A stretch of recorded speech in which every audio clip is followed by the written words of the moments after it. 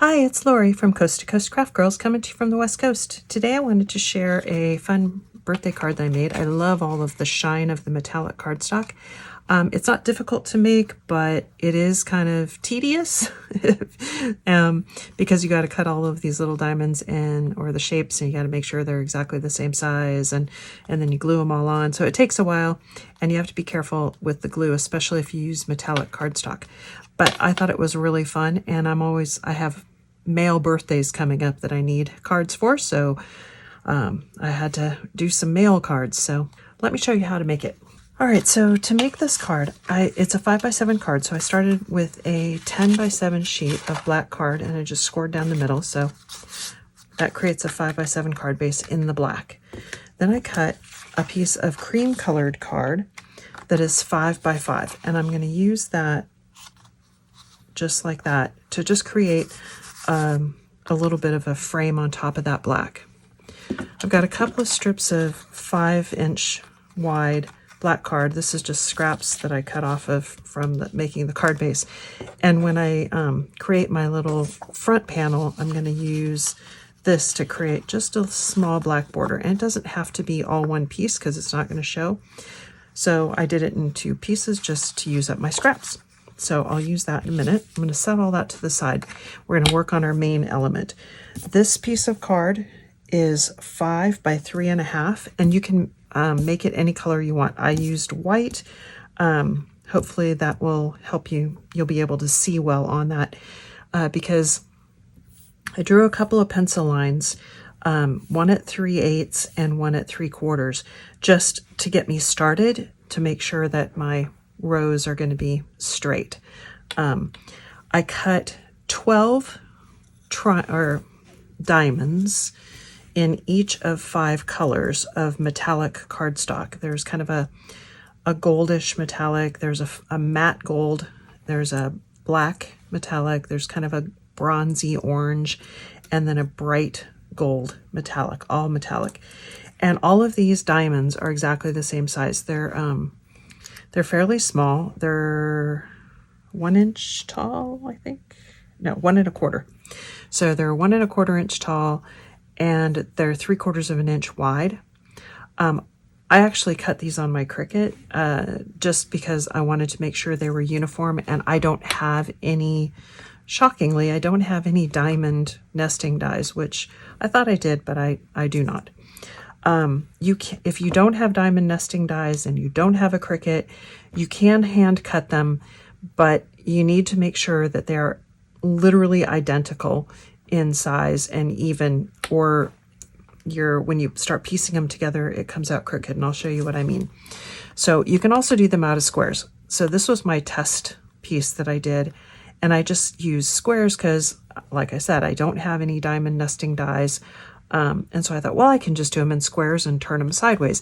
And I don't mind the looks of these. These are 1-inch squares, which I think would have been fine, but I did not use my die cut machine, like a die, and I did not use my Cricut. I just hand cut them on my paper trimmer, which, I thought it was a pretty good measure, but obviously not, because you can see the gaps in here, right here. Let me use this. So right here, there's a gap. Right here, there's a gap. Here. And that tells you that I didn't cut them all exactly the same size and square. It's not too bad. And you could, cover it up with a sentiment and it'd probably be fine. And so I'm not throwing this panel away, but it's not my favorite. So just beware. If you do want to use squares, so I would highly recommend you either use a die cut machine, like a die, a 1-inch die, a punch. If you had a 1-inch square punch, that would work, or a diamond punch, that would work, or on an electronic cutting machine or something, so that you get them exactly uniform. The only other way is, I would say, is just to be super careful with your paper trimmer. If you're really good with a paper trimmer or a paper cutter or a guillotine or something, then go for it.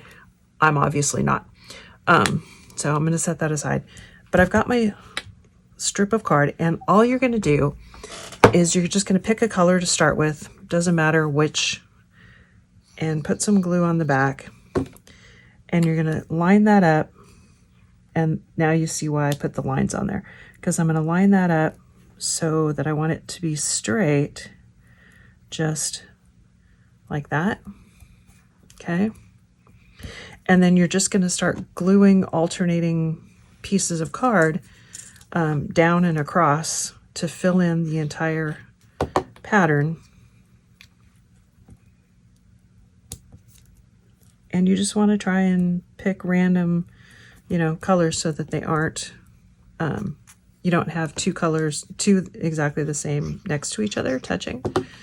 So just kind of, and I'm just going to finish this off and I'll be back with you in a minute. Okay, you can see that I'm almost done, and I'm just going to fill in these corners just by taking, kind of putting some glue on the various corners and picking one, and oops, not that one. And then when I'm all done, I'm going to flip it around and I'll go back and trim off the edges. And I may have to do that to be able to find enough to fill in here, but we'll see. No, maybe not. The one thing I would say is be careful. You can see I got some glue on a couple of these. Mirror card, or you know, metallic card is tough. You don't want to get glue on the top of it, which I did, and it will show. So try to be careful with that. So once it's all done, you can turn it over and just trim along the edge. And again, here you can use your paper trimmer or scissors, whatever you want to do. And I'm going to keep some of these little edges because I'm going to use them to fill in the gaps.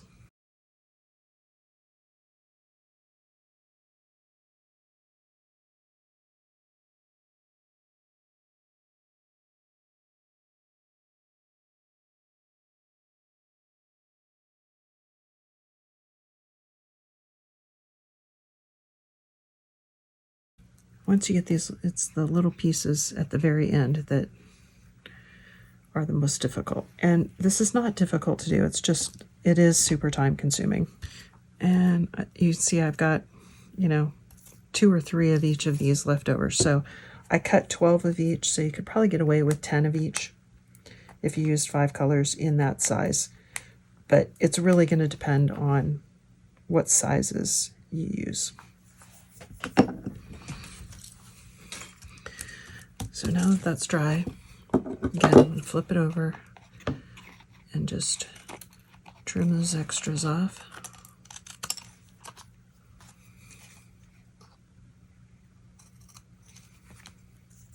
Okay, let me get this out of the way.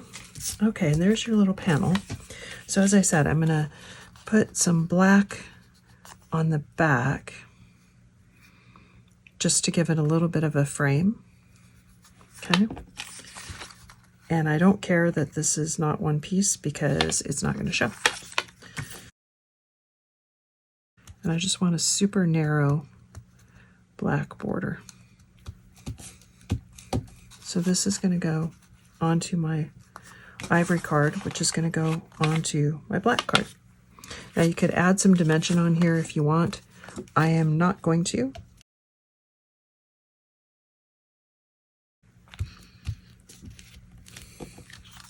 I think it's got enough texture on it that you don't necessarily need dimension.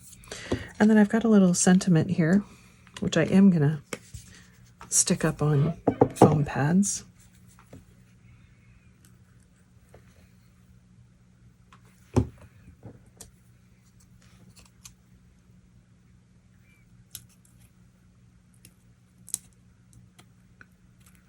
Okay.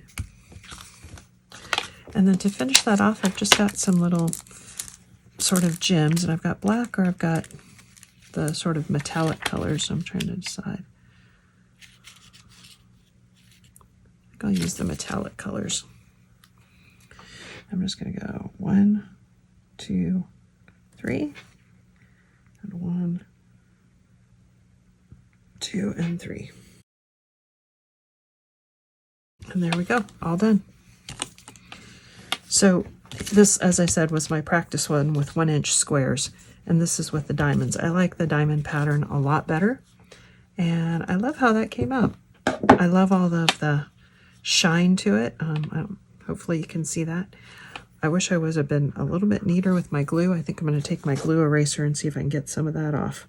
So it looks better. I used my glue eraser to kind of get some of that glue off, but just be careful with the glue. But like I said, just you can use squares, you can use any pattern, but just make sure that you cut them carefully to be the same, because otherwise they won't line up nicely and look straight. So anyway, thanks for watching.